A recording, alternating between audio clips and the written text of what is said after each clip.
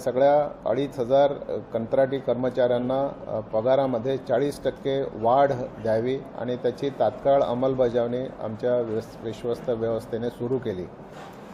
दुसरा जो महत्त्वाचा निर्णय आम्ही घेतला की यांना महिन्यातनं 30 दिवस काम करायला लागायचं, सुट्टी केव्हाही नसायची आणि यांनी सुट्टी घेतली तर यांना पगार कट व्हायचा आणि म्हणून यांना पगारी सुट्टी देण्याचा निर्णय, महिन्याला 4 दिवस यांना पगारी सुट्ट्या देण्याचा निर्णय आमच्या व्यवस्थापन समितीने घेतला। यांना कर्मचाऱ्यांना आणि त्यांच्या कुटुंबियांना साईनाथ रुग्णालय आणि साईबाबा रुग्णालय हे जे सुप्रसिद्ध हॉस्पिटल साईबाबा संस्थांचे आहेत, या दोन्ही संस्थांमध्ये फ्री मेडिकल ट्रीटमेंट देण्याचा निर्णय आमच्या समितीने घेतलेला आहे।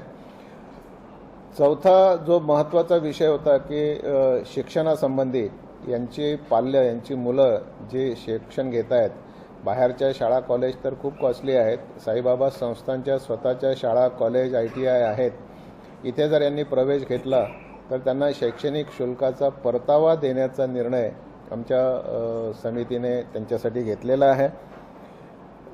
रिटायर्ड जर हे झालेत तर यांना ग्रॅच्युटी 10 लाख रुपये होती, ती 10 लाखावरून आम्ही 20 लाख रुपये यांना ग्रॅच्युटीचा अमाऊंट केलेला आहे।